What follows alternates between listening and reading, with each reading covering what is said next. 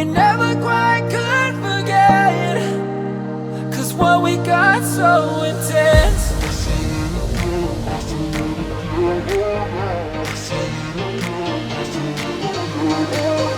I feel it again, I feel it again, I feel it again. We're bringing this back to life.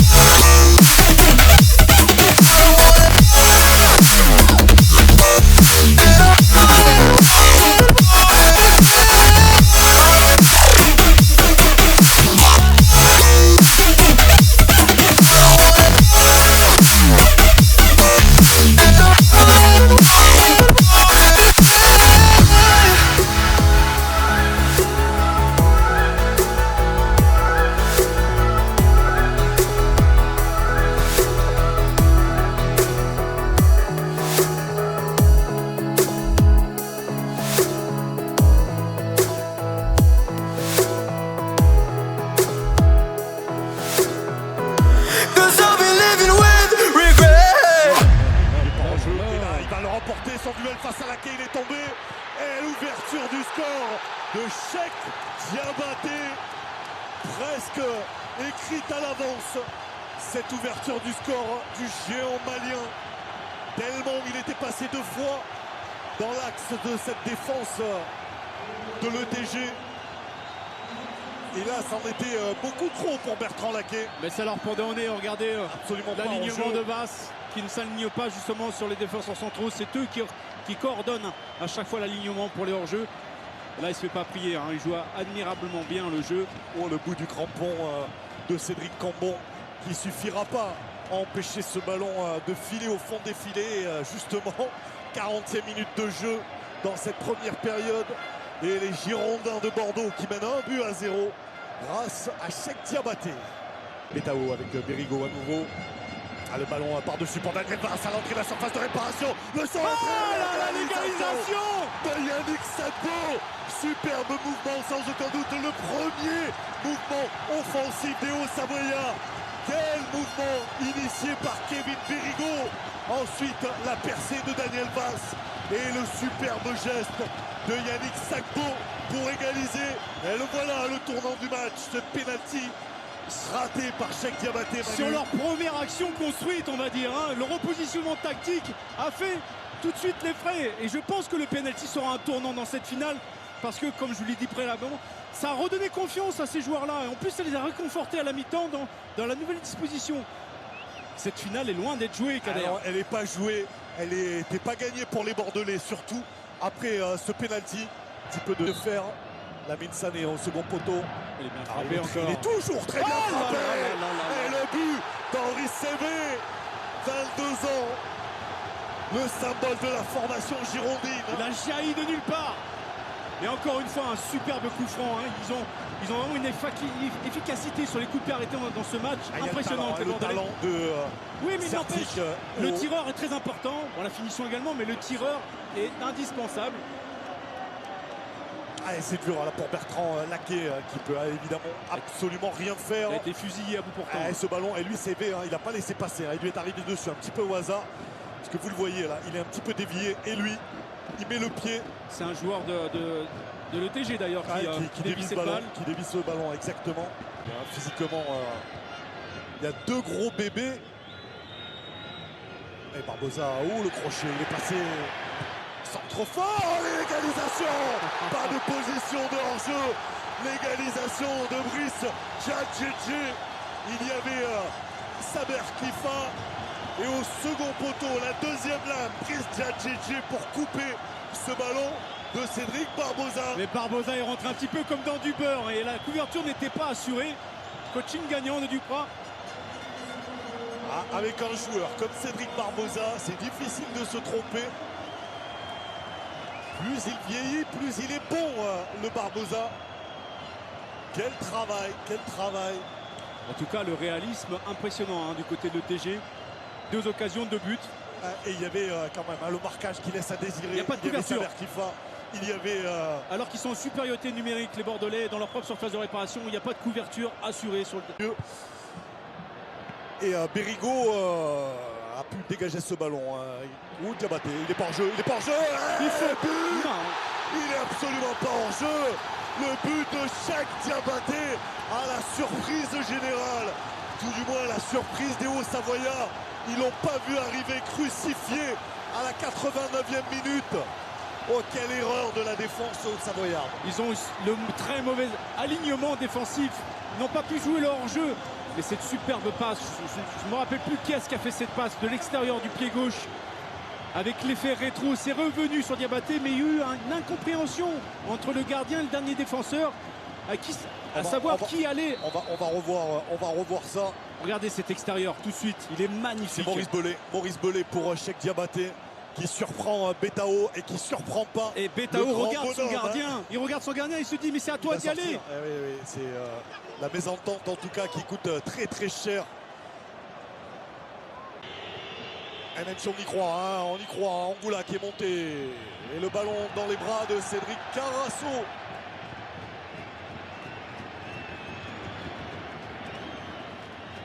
Oh, le désespoir sur le visage de Yannick Sagbo, de Guillaume Lacour. Évidemment, fini. le bonheur pour Francis Gillot qui ramène la Coupe de France en Gironde.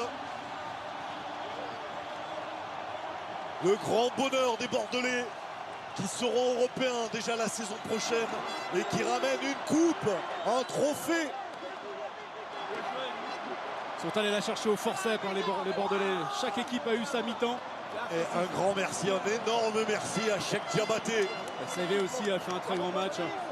Maintenant, on a envie aussi de voir le bonheur des Bordelais, que l'on a jugé un petit peu terne, qui pratiquaient pas un beau football. Ils se sont qualifiés au forceps à cette finale de Coupe de France, jusqu'à cette finale. Le président François Hollande, la coupe dans les mains, et il va la remettre à Plasil, à Carasso, les deux, le capitaine et le vice-capitaine. Et la voilà, la 95e Coupe de France, soulevée par le peuple bordelais.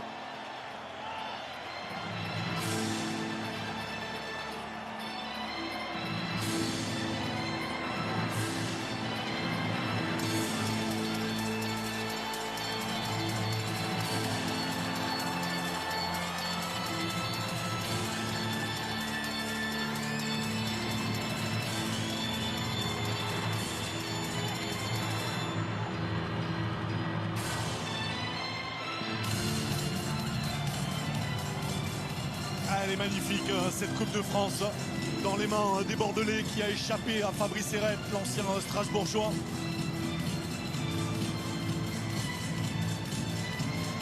Oh, que c'est dur pour Djadjedje, pour Saber. Ah, ils vont penser longtemps à leur première période ratée. Et regardez, la jeune relève bordelaise. Boko, CB, Diabaté évidemment, il peut la soulever, cette Coupe de France. Et Carasso, il l'avait perdu en 2007 avec l'Olympique de Marseille. Il la gagne avec les Girondins de Bordeaux. Et Aubragnac, on n'a pas vu Aubragnac soulever sa deuxième coupe en 3 ans.